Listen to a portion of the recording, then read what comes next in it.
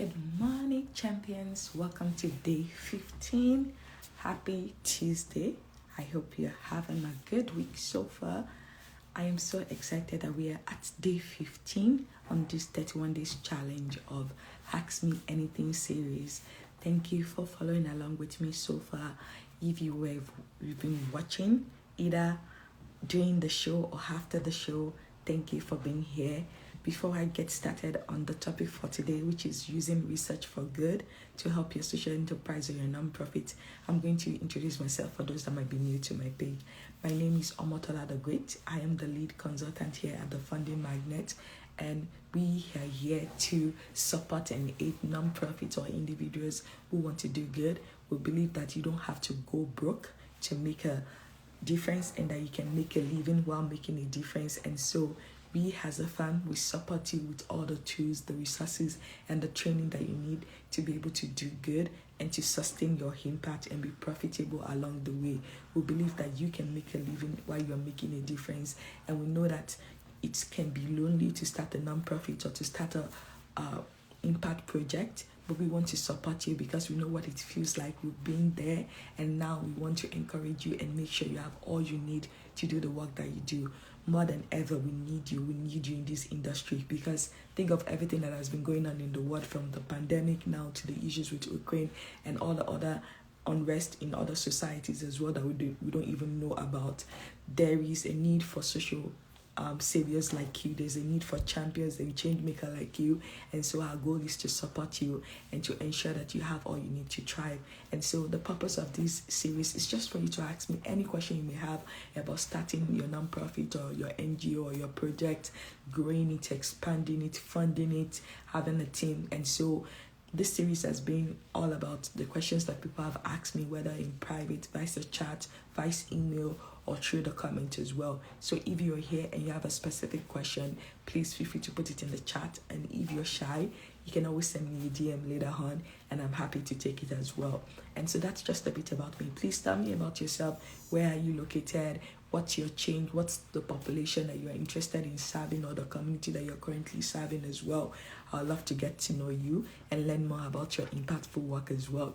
Okay, so now that the introduction is out of the way, let's get into the order of today. So today's topic is about using research for good. I've had people reach out to me to say, you know what, I want to do this good, but I don't know how to go about it. I don't know a lot about this area. I just know that I have a passion. I care for this population. I care for this community, but I don't know exactly what to do. I don't have an expertise in this. I don't have an educational background in this. How do I go about it? And so the answer to it is research. I know when you hear the word research, you feel like, oh my goodness, that's like a professor's job, a teacher's job. No, it is more than that. Research, you can use research for good. And so let's say, for instance, you care about a particular population or a particular community, and at the moment you don't really know a lot about it, or there's a problem or challenge that you want to solve, that you want to bring about the good. So how do you move from just passion to being educated about the issue and the challenge of the population and the community? How do you translate your passion into something that can be concrete and that can be impactful? And so the solution is research, and research can either be formal or informal. So I'm going to share about the different kind of research that you can do and how you can go about it to help you and to aid you to do good.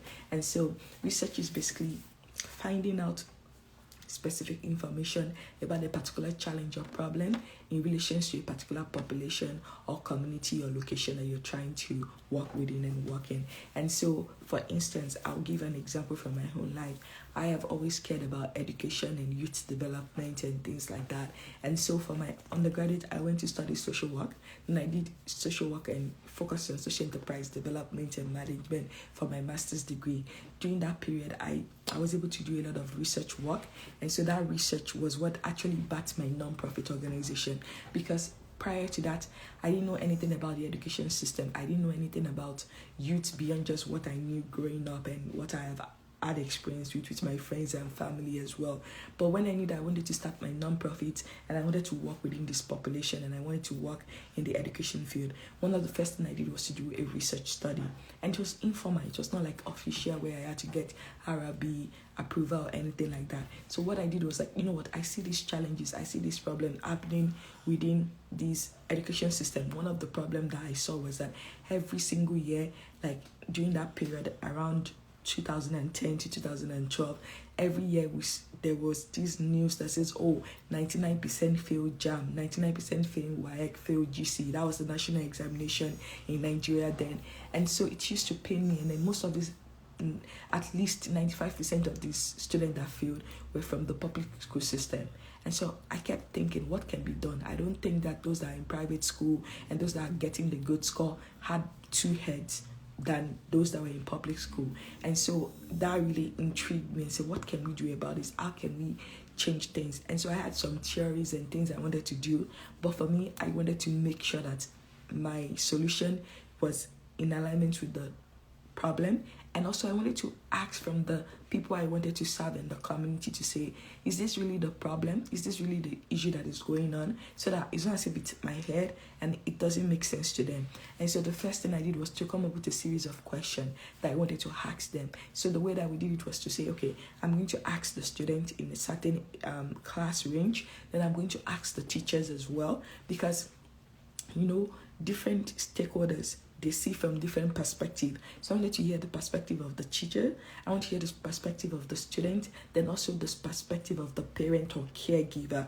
And so that was the three-pronged approach that I used. Was I want to learn from the teachers. What are the challenges according to teachers? Then I wanted to learn from the student. What are the challenges according to the student? Then I wanted to learn from the parent. What are the challenges according to the parent? And then the goal was to now review all of this information and use that to guide us in the kind of solution or the program or the project that we end up designing and doing. And so that was how we got started. And so the first thing I did was to create a survey. Like I said, it was informal. It was just things on the sheet of paper to say, okay, tell us your age. We didn't need their name. Tell us the class that you're in, whether you're in JS1, JS2, JS3, or SS1, SS2, SS3. And then we had some open-ended questions to say, what are some of the challenges that you face? What is your current grade? What do you think can help you to improve your current grade? And so we asked those kind of questions. Then we also took some background information.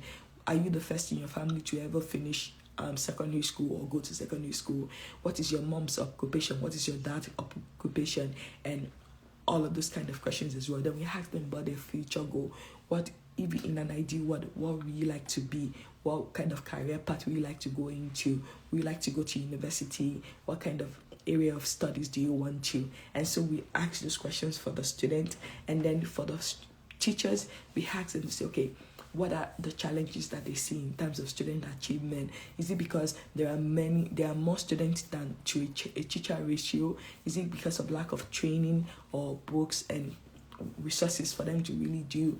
What are the obstacles that are in their way for them to think that they can be effective teachers? And then so we asked the teachers about 7 to 8 questions, and then we asked them about their level of education. Do they invest in constant professional development? When was the last time they had a training about teaching and effectiveness of their teaching method? What kind of teacher are they? Are they more that one of okay, they're a lecturer, they just lecture, they don't use any other form of maybe visual representation or audio representation to teach their students? And so we collected that information. Then on the parent side, we asked them also, what from their own perspective, what do they see as barriers to their children's progress? What are the struggles that the family go through? Because a lot of them, the issue was that they had to decide between either sending their children to school or not, or having a meal or having a roof over their head. Sometimes the reason why they said, because another issue was that some teachers said there was a lack of attendance from some of the students, so they were they're inconsistent in their attendance. Some students will come today or then until next week, or they'll come twice a week or once a week or 3 times a week, so they are missing at least 2 to 3 days of school, and that affects whether or not they're able to catch up and continue to learn and not miss the critical classes that they were supposed to be in attendance with. And so we asked the parent, what is going on? Why is it there inconsistency in terms of your student going to school and things like that? And so some of the things we got was that, well, first and foremost, they don't understand sometimes what is needed. A lot of them could not speak in English,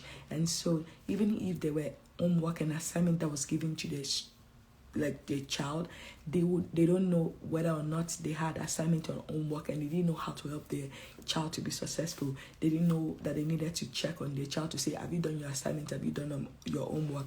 And then because of the economic challenge that most of these parents were facing, a lot of them were not sure. They rather have their children right after school to help them and support them, like by either hawking or selling stuff. And then those children, by the time they get back home at night, it's like 10 p.m., 11 p.m.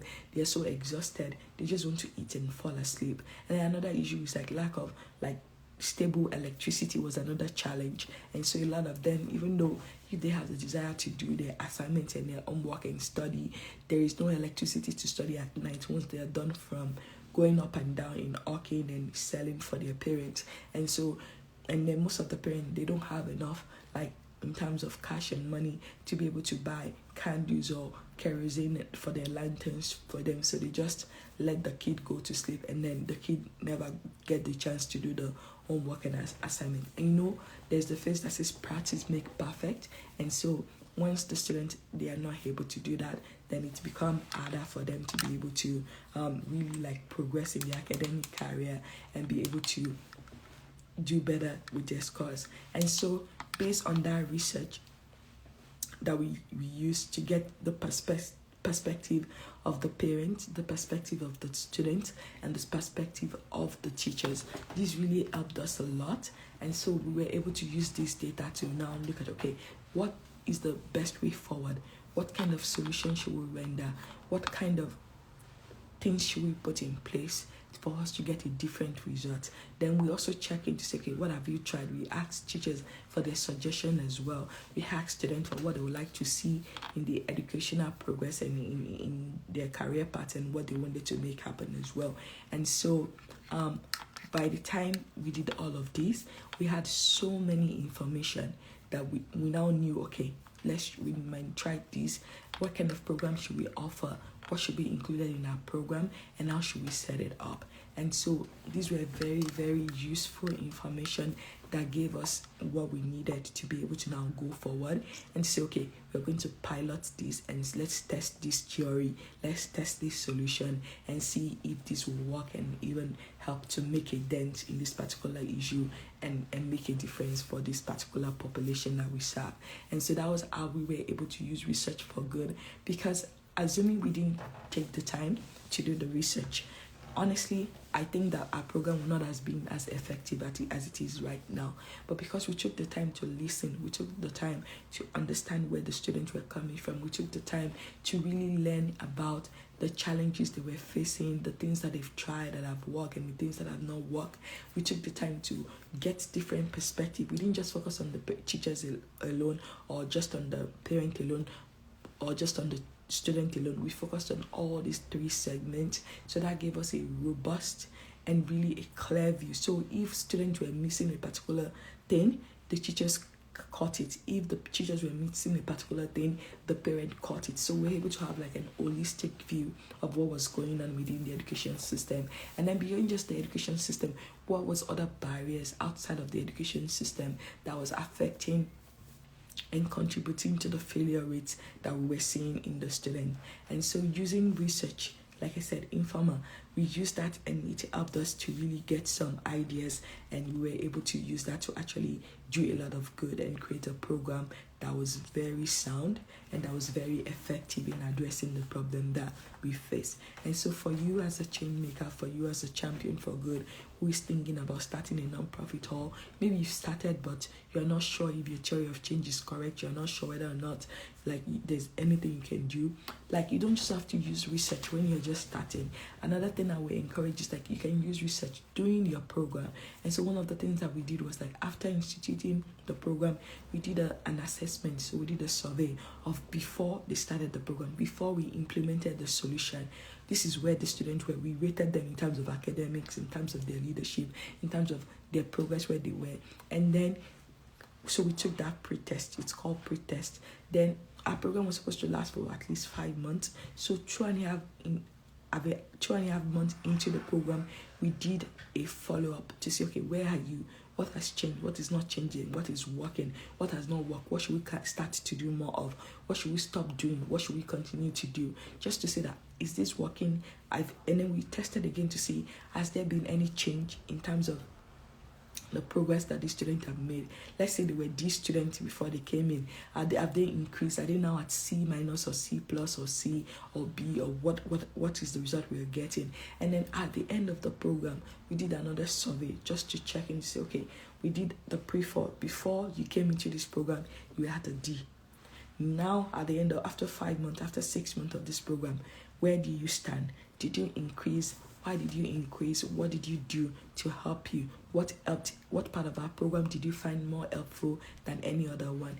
And so that was how we, and then using all this data that we collected, all this information was very helpful. So it helped us to really figure out what was working, and then the things that were not working, we were able to stop them. The things that were really working well, we were able to continue and amplify it.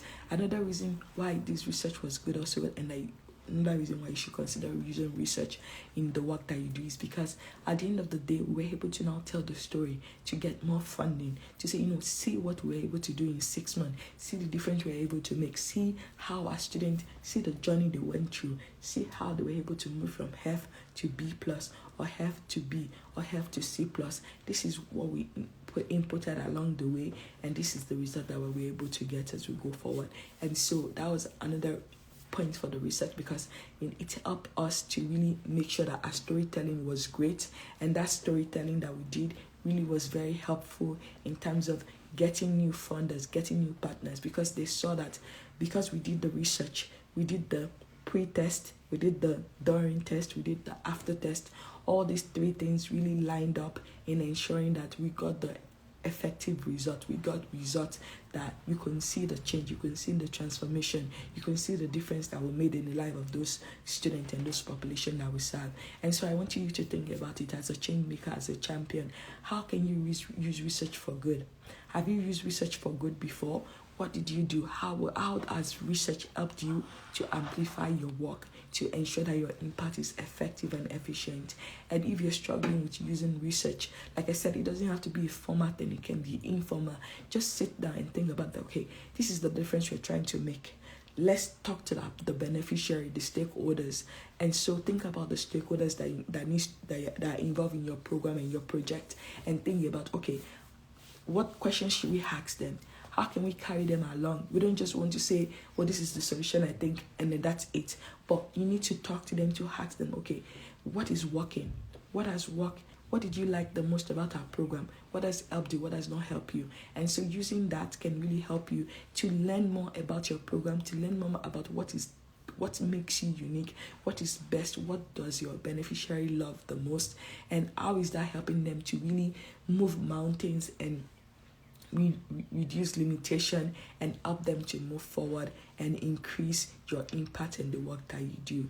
And so I hope that this was helpful. If you have a specific question or concern about using research, feel free to drop it in the chat or send me a DM. I'm happy to respond as we go forward. As always, again, I'll be back tomorrow, same time, to talk about another aspect that I've been asked. And then if you are able, next month on April 5th, I have a free masterclass coming up called the Fully Funded Plan. And so you should click the link in the bio and go register for it. It's free for you to attend. And if you want the replay, you can pay for that. But it's free for you to attend, and it's just for 1 hour. I wouldn't keep you more than 1 hour. And then if you have friends that you think should know about the Funding Magnet and what we do, please share about us. Please send share for them to also participate and be part of this community. And if there's pressing issues or challenges or questions that you have that is not related to whatever I've covered so far, please don't hesitate to definitely contact us. We are always happy to help. We're just a DM away, and we hope that you have a wonderful day and that you continue to keep doing good. I'll see you again tomorrow. Thank you for your time and your attention.